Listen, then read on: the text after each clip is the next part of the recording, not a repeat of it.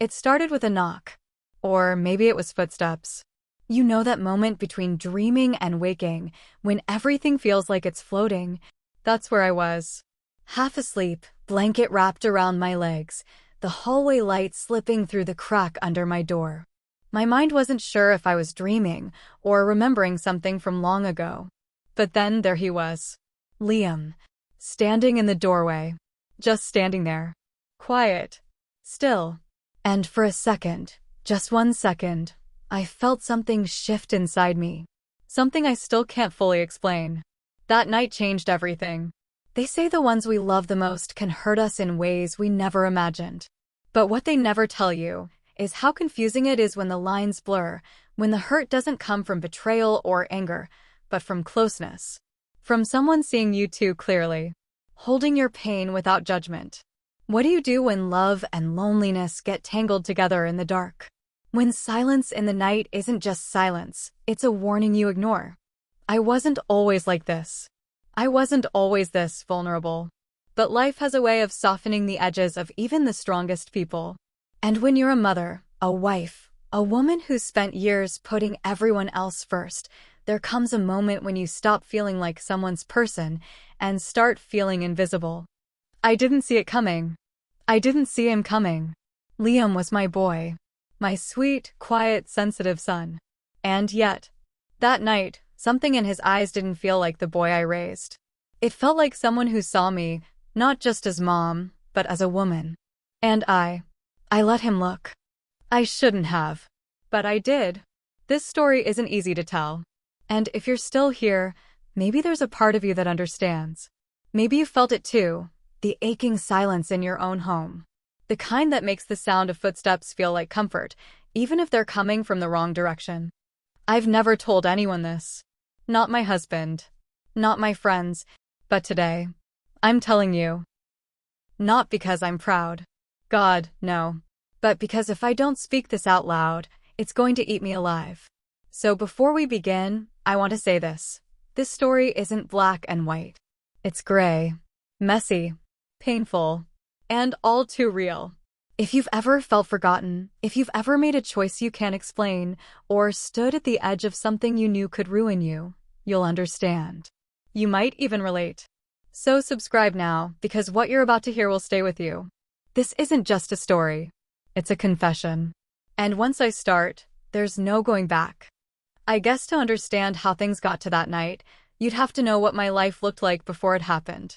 You'd have to step inside my home. Not just the rooms and furniture, but the quiet. The kind of quiet that presses into your skin. That hums beneath your thoughts when no one's talking, and, even when they are, nothing is really being said. I'm 46. Been married to my husband, Daniel, for 18 years now. Maybe 19. You lose track when every year feels like a faded version of the last. We used to be close. I think. We laughed more. We touched. We looked at each other, really looked. But somewhere between raising a child, paying bills, and just surviving the daily grind, we became strangers. Courteous roommates, at best. He works late now. Always has an excuse. Meetings. Reports. Some client who needs urgent attention. When he's home, he's glued to his phone or the television. I could be sitting right next to him crying, and I don't think he'd even notice unless I blocked the screen. And affection? That left our marriage years ago. Maybe it slipped away slowly, one forgotten kiss, one missed birthday, one night he turned his back to me in bed.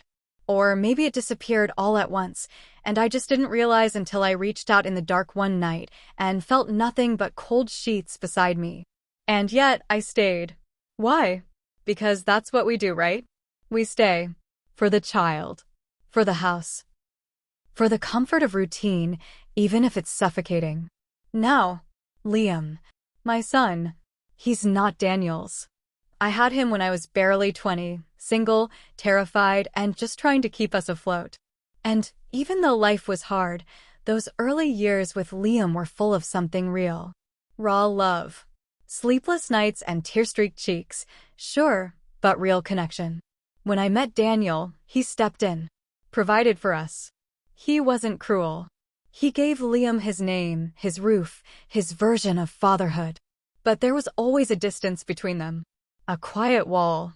Daniel didn't get Liam, his sensitivity, his creativity, his habit of asking deep questions at the worst times. Liam was always a bit different. Thoughtful. Observant. Like he saw the world in layers no one else noticed. And he saw me. Even as a child, he'd bring me flowers he picked from the neighbor's yard, draw pictures of me as a superhero, whisper, "I love you," just because. That kind of love, it sticks to you. And when he went off to college last year, I felt it. That ache. That silence got louder without him here. But then, he came back. Said school wasn't working out. Too much pressure. Some things happened he didn't want to talk about. So I said, "Come home, sweetheart. We'll figure it out." And he did. He moved back in about 2 months before everything changed. And at first, it was simple. Familiar. We fell back into old rhythms. Watching movies late at night. Cooking together. His quiet laughter echoing down the hallway, it gave the house a heartbeat again. But slowly, things shifted. Not in a big, obvious way. No, it was subtle. The way his eyes lingered when I spoke. How he'd ask if I was okay, really okay. The way he hugged me a little longer than he used to. The way I found myself leaning into that warmth. God, I didn't even realize how starved I was for connection until someone finally offered it. Evenings at the dinner table were the worst. Daniel would sit across from us, fork scraping his plate, barely looking up. I'd ask how his day was, and he'd grunt some one-word answer, scrolling on his phone like we weren't even there. Liam would try to fill the silence, bless his heart. Talk about books, music, random thoughts that made me smile. And every once in a while, I'd look across the table and see his eyes on me, not just listening, watching. Like he was reading between the lines of what I wasn't saying. And I liked it. I started needing it. Then at night, I'd climb into bed next to Daniel. His back turned, already asleep, or pretending to be. And I'd lay there, wide awake, staring at the ceiling. Feeling like a ghost in my own home. A woman no one noticed anymore. No one touched. No one desired. Except, maybe one person did. And that scared me. But it also made me feel alive. You know, they say danger doesn't always look like a red flag. Sometimes it looks like comfort. Like a warm smile. Like someone finally asking, "How was your day, Mom?" And actually waiting for the answer. I didn't see what was coming. I didn't want to. Because when your heart's been numb for so long, even the wrong kind of attention can feel like oxygen. And in that quiet, emotionally frozen house, where long hallways echoed with unspoken words, Liam's presence started to thaw something in me. Something I wasn't ready to admit. Not to him. Not to myself. Not yet. But the night he stood in my doorway, that's when the pieces started falling apart. Or maybe they were falling into place all along. I just hadn't noticed, until it was too late. That night, I remember it so clearly. I couldn't sleep. I'd tossed and turned for what felt like hours, eyes wide open in the dark, listening to the low hum of the house around me. The soft ticking of the clock on the wall. The occasional creak of the floorboards adjusting as the temperature dropped. Daniel was snoring softly beside me, turned toward the wall, his usual position. His back, like always, was a wall of its own. Cold. Closed off. I stared up at the ceiling, tracing the familiar cracks, the faint shimmer of moonlight pushing in through the blinds. My chest felt tight. Not from fear, but from something I couldn't quite name. Restlessness? Loneliness? That eerie sense that someone was awake with me. And then, I heard it. A soft sound outside my bedroom door. Like the gentle rustle of socks brushing over wood. Not loud, not alarming, but enough to still my breath. I sat up, heart skipping a beat, not from fear, really, but that same tension you feel when you know you're not alone. I listened harder. Nothing. Silence. Then, a knock. Barely a tap. Like someone was unsure if they should knock at all. I whispered, "Hello?" And then I heard it, his voice. Quiet. Careful. "It's me. Liam." I slipped out of bed quickly, pulling my robe around me, and cracked the door open. He was standing there, shirtless, just in his flannel pajama bottoms, arms folded over his chest like he was trying to protect himself. His hair was messy, sticking up like he'd just jolted awake. His eyes were tired but wide, uneasy. I couldn't sleep. I had a bad dream. I don't know why, but I felt like I needed to talk to someone. I opened the door a little wider and motioned him in before I even had time to think. He stepped inside quietly, and I closed the door behind him, leaving it just slightly cracked out of habit. He didn't sit on the bed. He stood near the edge, rubbing the back of his neck, glancing around the dimly lit room like he was someplace he wasn't sure he belonged in. "Do you want to sit?" I asked gently, nodding toward the chair by the window. He hesitated, then sat, but not in the chair. On the bed, at the very edge, far from where Daniel lay asleep. I moved to sit beside him, keeping space between us. "What was the dream about?" I asked. He didn't answer right away. Just looked down at his hands, fingers fiddling with a loose thread on the blanket. "I don't remember exactly. Just this feeling like something bad was going to happen. Like I was trapped. Like I couldn't breathe." I felt my heart clench. Because I knew that feeling. "I'm sorry you woke up feeling like that," I whispered. "I know those nights. Sometimes they stick with you even when you're awake." He nodded slowly, and when he finally looked up at me, there was something different in his eyes. Something that made my skin prickle, not in fear, but in awareness. It wasn't the look of a scared boy. It was the look of someone studying me. Someone seeing me not as a mother, not as a figure of comfort, but as a woman. And in that moment, the air in the room changed. Heavy. Still. Almost too quiet. I should have told him to go back to his room. God knows I should have. But something in me didn't. Something in me wanted to keep that moment going. I don't know what it was. Maybe it was the way he was looking at me like I mattered, like I was something precious. Maybe it was the desperate hunger inside me to just be seen by someone. We sat like that for what felt like forever. No words, just silence stretching between us, filled with everything we weren't saying. Finally, I reached over and touched his hand. Just a simple gesture. A mother comforting her son. That's all it was supposed to be. But when our fingers touched, he didn't pull away. And neither did I. He looked down at our hands, then up at me. Eyes soft, filled with something unspoken. I pulled my hand back quickly, heart thudding in my chest, breath caught in my throat. He stood slowly. "Sorry," he said quietly. "I shouldn't have come in. I didn't know where else to go." I didn't answer. I couldn't. I watched him walk to the door, pause, and glance back at me. That look again. Then he slipped out, closing the door gently behind him. The room felt colder after he left. The kind of cold that creeps under your skin. I sat there for a long time, staring at the door, trying to shake the feeling that something had just changed between us. Something I couldn't take back. And yet, a part of me didn't want to. After that night, nothing officially changed. No words were spoken about it. No lines were technically crossed. But I felt it. The shift. Like something had been opened that couldn't be closed again. I tried to brush it off. Tried to tell myself it was just a moment, a strange, emotionally raw moment between a mother and her son.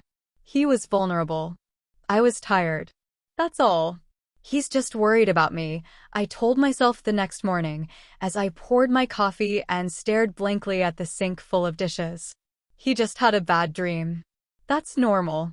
And yet, when I turned around and saw Liam standing in the kitchen doorway, his hair still messy from sleep, wearing that same soft, open look on his face, my heart did something it hadn't done in a long time. It fluttered. He smiled gently and said, "Morning, Mom. You sleep okay?" And I froze for a second, not because the words were strange, but because they were so thoughtful, so intentional. Daniel hadn't asked me how I slept in years. I mumbled something like, "Yeah, I'm fine," and turned back to the coffee machine, pretending to focus on pouring. But my hands were trembling just a little. The rest of the day went on like usual. Daniel off to work without a word, Liam in his room, me floating through the house like a shadow. But I couldn't shake it.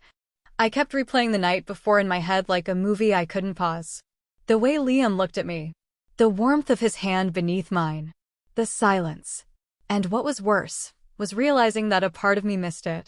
That night, I found a cup of tea waiting for me on the kitchen counter. My favorite kind, chamomile with a hint of lavender. No note. No big gesture. Just there. I knew it was him. Daniel never paid attention to what I liked. If I told him I loved something, he'd forget by the next week. But Liam, he noticed. I sipped it slowly, sitting at the edge of the sofa, wrapped in my robe, and stared at the dimly lit hallway leading to the bedrooms.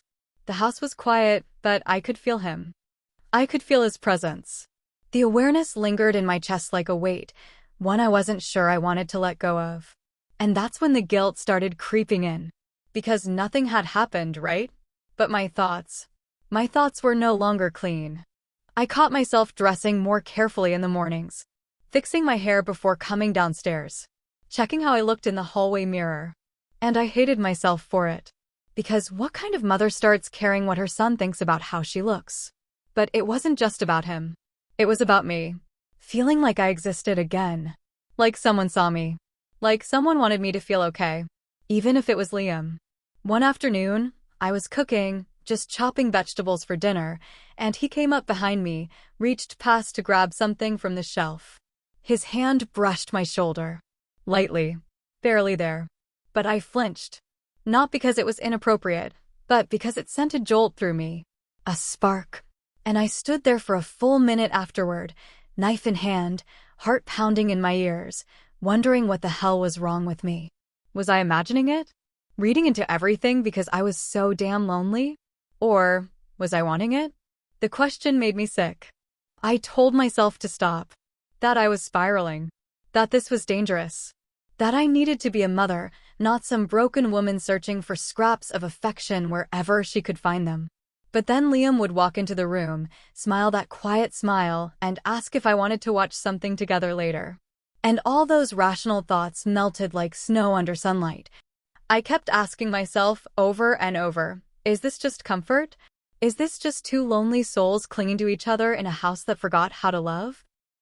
Or is it something worse? And the part that scared me the most was that I didn't want to answer that question. Because answering it meant facing something inside me I didn't want to meet.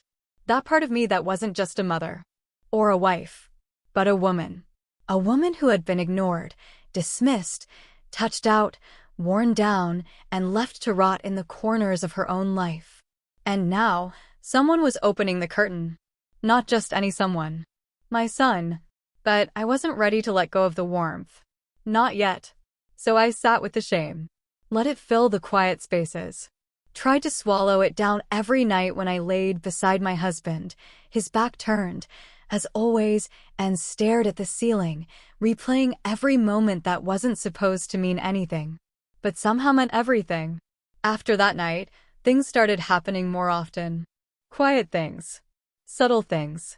Things that, if you looked at them on their own, might not mean anything at all. But when you line them up, moment by moment, breath by breath, you see the storm building. Liam started knocking on my door again. At first, it was maybe once a week. Late at night, after Daniel had already fallen asleep. It was always something small. A question about laundry. Or if I had any extra toothpaste. One time, he asked if I remembered that movie we used to watch when he was little, the one with the space robot and the lonely little girl. I'd open the door just a crack, robe tight around me, heart already racing. And he'd stand there, soft-eyed, like he had every right to be there. Like we were sharing something, unspoken. I'd tell him, good night, gently but firmly, and he'd nod, smile faintly, and walk away. But the air would thicken with each visit. The air between us changed.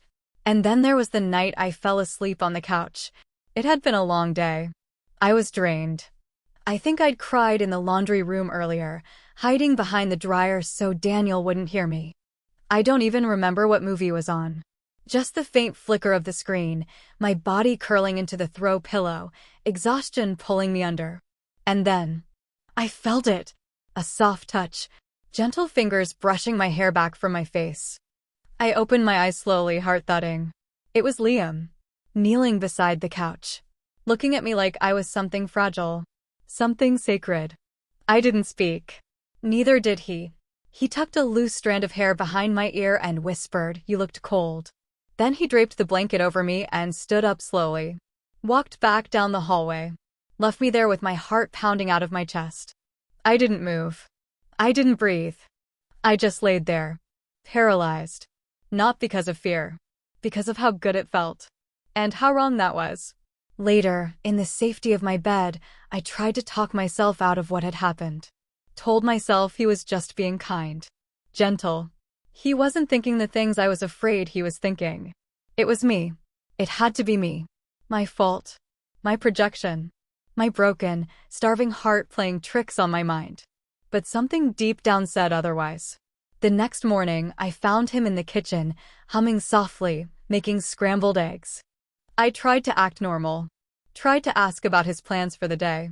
He didn't say much. Just looked at me in that way again. The look that lingered a second too long.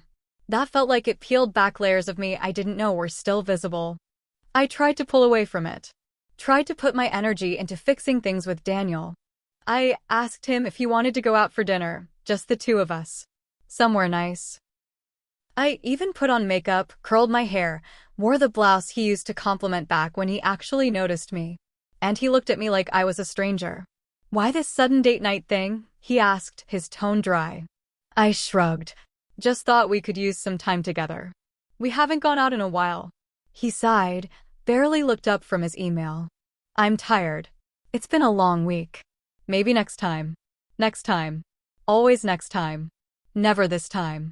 I went upstairs, locked the bathroom door, and sat on the edge of the tub crying softly into a hand towel. Not because of the rejection. I was used to that by now. But because I realized something terrifying. A part of me didn't care anymore. And another part was already drifting toward someone else. That weekend, I met up with an old friend for coffee. Sarah, someone I hadn't seen in months. She asked how things were, and I said what I always said. Fine. Busy. You know how it is. But she saw through it. Like she always did. So I told her a little. Not everything. Just enough. I said I'd been feeling disconnected. That I was confused.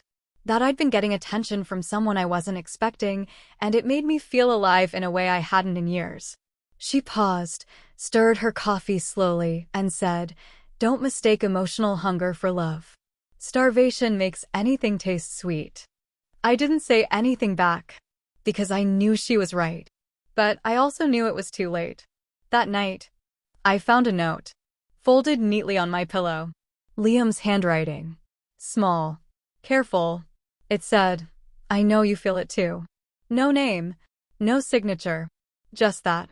7 words that sent my heart into a spiral. 7 words that confirmed everything I was too afraid to admit. And as I stood there, staring at that piece of paper, hands trembling, breath caught in my chest, I realized I was standing on the edge of something I couldn't undo. Not with reason. Not with prayer. Not with shame. Because whatever this was between us, it was already breathing. Already growing. And I had no idea how to stop it. It was just past 2 a.m. when I woke up. At first, I didn't know why. There wasn't a sound. No storm. No phone buzzing. Just stillness. But something in my body jolted me awake. Like it knew something was off before my mind caught up. I blinked against the dark, trying to adjust my eyes.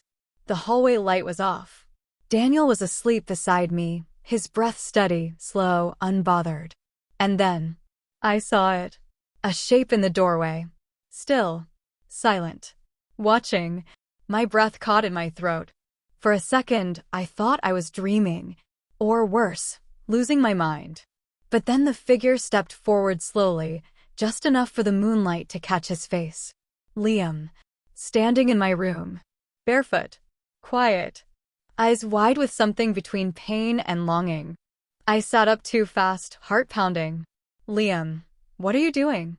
I whispered, voice barely audible. He didn't answer at first. Just stood there. staring at me like he was trying to memorize my face. "I couldn't sleep," he finally said. His voice was low, shaky.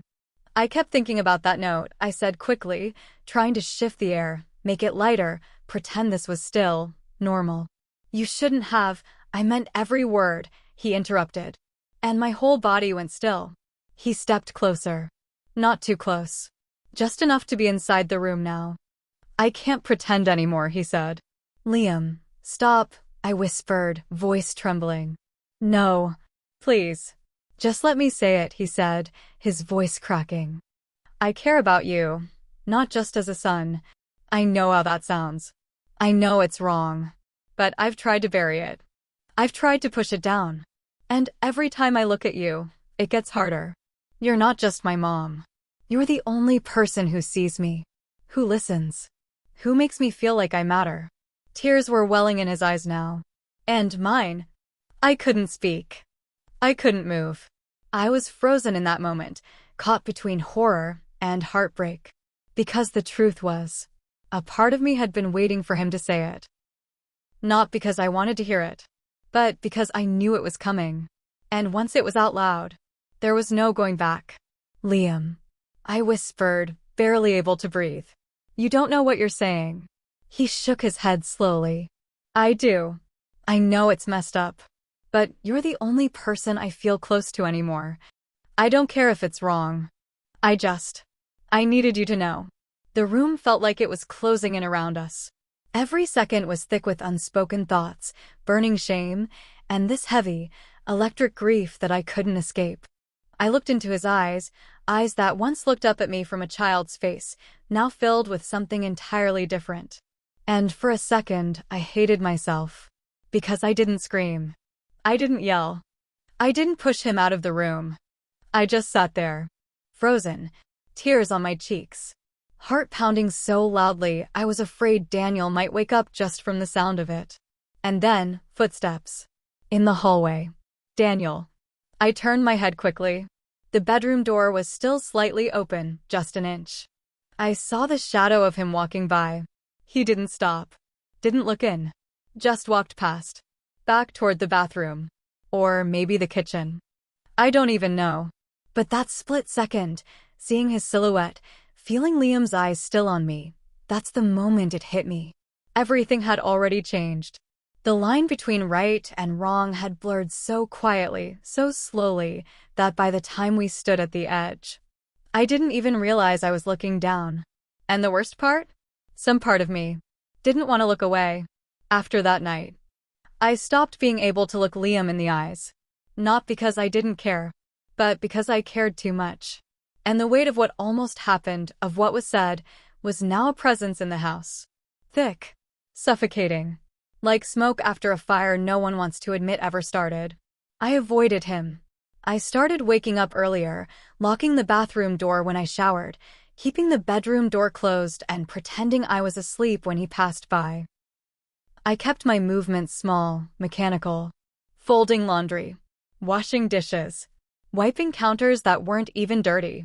Anything to keep my hands busy. Anything to keep my mind from spiraling. But it didn't work. The silence between us screamed louder than words ever could. Liam tried. I'll give him that. Tried to make eye contact during dinner.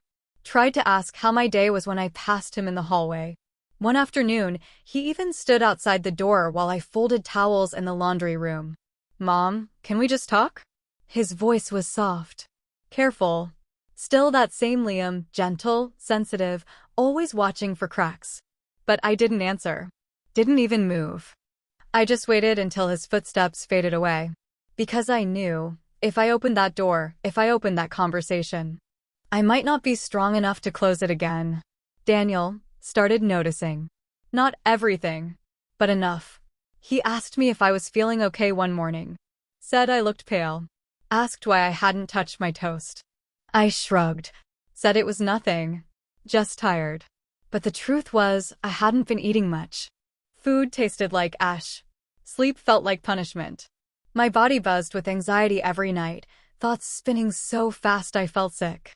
I'd lay awake until sunrise, eyes wide, heart racing, haunted by every glance, every word, and the mirrors. I couldn't stand to look in them, because all I saw was her. That woman. The one who let her son say those things. Who didn't push him away. Who sat there in silence, drinking in every forbidden word like it was the last glass of water in a desert. I avoided my own reflection like it held a truth I wasn't ready to face. But Liam, he wasn't done. He still believed in what he felt. Or maybe he was just as lost as I was. One evening, I was in the kitchen alone. Daniel had gone out to meet a coworker. Liam came in quietly, barefoot again, like always. I didn't turn around. Just kept rinsing plates that were already clean. Then I felt him behind me. Not touching. Just there. Close. His voice was barely a whisper. You wanted it too, he said. I saw it in your eyes. My entire body went cold. I gripped the edge of the sink like it was the only thing keeping me upright. I wanted to scream. I wanted to cry. I wanted to say he was wrong. That it was all in his head. But nothing came out. Because deep down, a part of me knew he wasn't completely wrong. A part of me had wanted to be wanted. A part of me had leaned into the attention.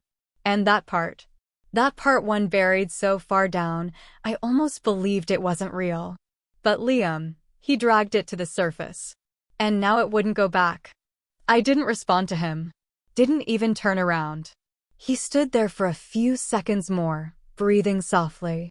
Then, walked away. And I stayed frozen, staring down at the soapy water, heart pounding like a drum inside my chest. Was he wrong? Or was he just saying out loud what I had tried so hard to bury? There are moments when you stare at yourself so long, you start to wonder if the person looking back was always there. Or if she only showed up when everything else started falling apart. That's where I've been. Staring into my own soul and not recognizing the woman behind my own eyes. A mother, a wife, a woman who crossed every line she thought she'd never even approach. And the truth is, I don't know how it got this far, or when it started. Was it that night he brushed my hair back on the couch? Or the first time he asked how I slept? Or was it even earlier, long before Liam came back home, when I first started vanishing inside this marriage? Daniel used to make me feel like someone. A partner. A woman he chose. Now he walks past me like a lamp. Like a sink. Useful. Familiar. But hollow. We haven't made love in nearly a year. And when I tried to touch him last week, just placed my hand gently on his back while he was lying in bed, he flinched. Not in fear. In annoyance. And in that moment, I felt smaller than I've ever felt. It's emotional neglect. I can call it that now. He hasn't hit me. He hasn't yelled. But he's erased me, little by little, until the shell left behind started craving anything that looked like care. Even if it came from the wrong place. Even if it came from Liam. God. What kind of mother lets it get this far? What kind of mother lets her son cross that line and doesn't slam the door shut the second it begins? I've asked myself that 1,000 times. And every answer I come up with just hurts more. I used to think I was strong. That I was better than the women who blurred the lines. That I could survive the emptiness and keep doing what was right. But now I wonder if we ever really know what we're capable of until we're starving. Liam isn't evil. He's not some predator. He's not manipulative. He's a boy who's been hurt, confused, searching for warmth in a house that's frozen over. Sometimes I wonder, is he truly disturbed? Or is he just reflecting something inside me that I refused to look at for years? He's not the fire. He's the match. The spark that hit the pile of dry kindling I'd been collecting for over a decade. And now, everything's burning. I've thought about therapy. More than once. But what do I say? How do you walk into a stranger's office and admit this? How do you explain that the line between mother and woman blurred so painfully that you're not sure which one is still alive inside you? I thought about telling Sarah, the friend I had coffee with. But even her voice in my head now sounds distant. Don't mistake emotional hunger for love. She was right. But I didn't listen. Or maybe I just didn't want to feel empty anymore. Now, every room in this house carries a weight. The living room smells like guilt. The hallway echoes with silence that feels intentional. The bedroom. God, the bedroom feels like a crime scene. Not because anything happened, but because of everything that almost did. I've ruined something, but I can't name what it is. Was it my relationship with Liam? My marriage? My identity? Or was it the fragile illusion that I could survive without ever being seen again? All I know is this: the damage is done, even if no one else knows it yet. And I can't tell if I'm grieving what I've lost, or what I almost let myself have. I don't know how to live with this. I don't even know what this is. Is it love? Loneliness? Some darker, messier version of both? I wake up some mornings feeling like I've escaped something tragic. Other mornings, I feel like I lost something beautiful before I ever understood what it was. And most nights, I just lie awake, thinking, reliving every second, every glance, every choice I didn't make, but maybe still made anyway. I keep asking myself, was it my fault? Or was I just human?